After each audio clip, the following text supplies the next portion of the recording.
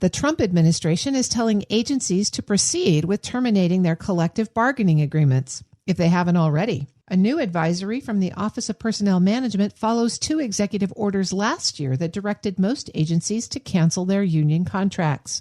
That's despite ongoing litigation against the president's orders. Here with the latest is Federal News Network's Drew Friedman. Drew, thanks for joining me. Thanks for having me, Terry. What is this updated guidance from OPM and what does it tell agencies to do?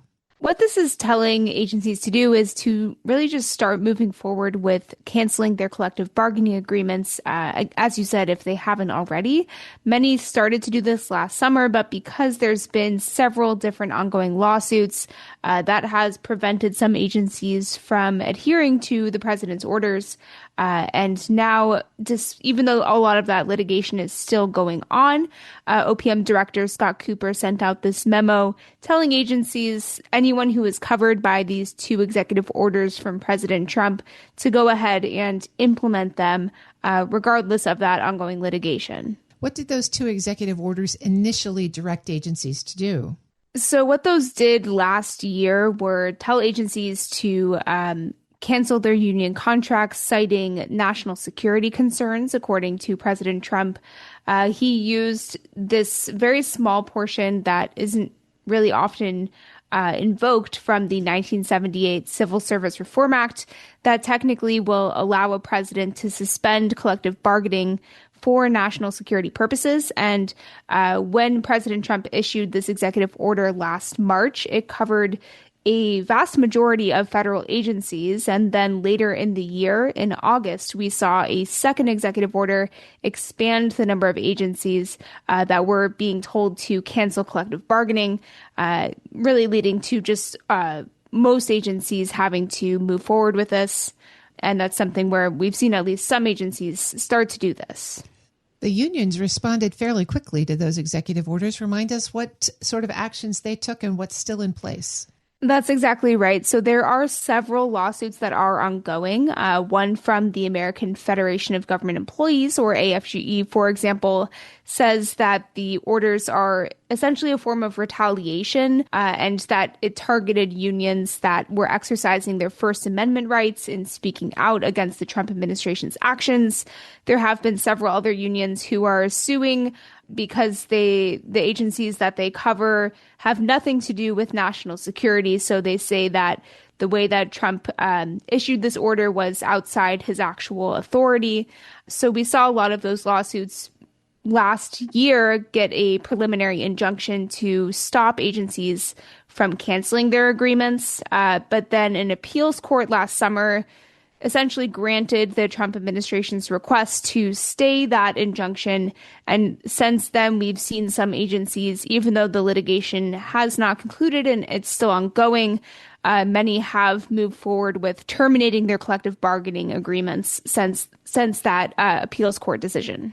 It seems like there would be some legal risk in moving forward now with the cases still open. What prompted OPM to issue this directive?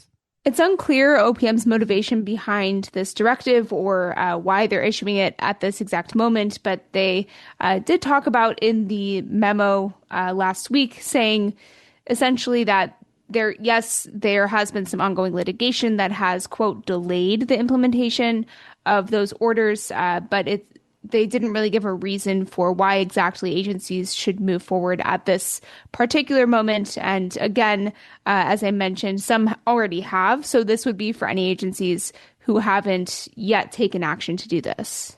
For employees now that are no longer covered by a collective bargaining agreement, what changes? There are a lot of changes.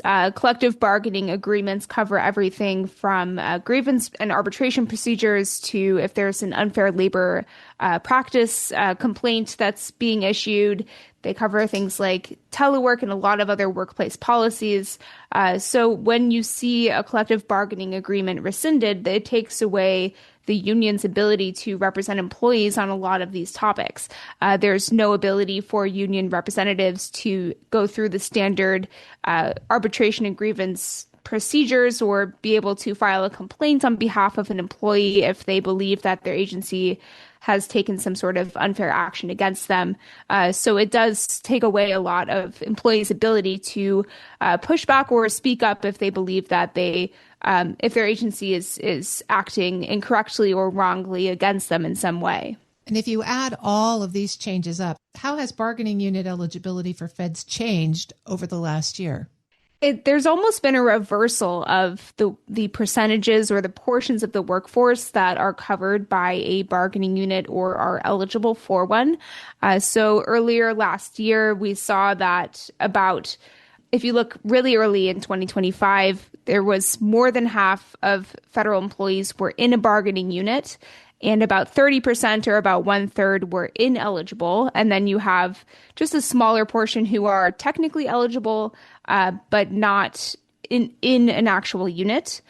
But now what we've seen is essentially reverse of that. So now instead of 1/3 who are ineligible, there's only 1/3 who are eligible. And then more than half of federal employees are now not able to get union representation, whereas before that more than half applied to people who were able to get representation.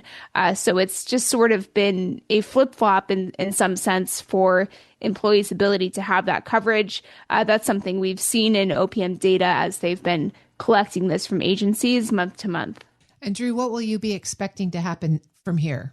I would expect that federal unions are going to push back to some extent against OPM's directive here. The directive from OPM talked about, starting to essentially take away or amend those union rights for employees, take away the ability for employees to use official time or use office space. These are things that unions like AFGE, like National Treasury Employees Union, and many others have already been trying to push back against. So I think we're going to see more action to come and potentially some more steps taken through the litigation as well. That's Federal News Network's Drew Friedman. Drew, thanks for bringing us this update. Anytime. You can find her story at federalnewsnetwork.com.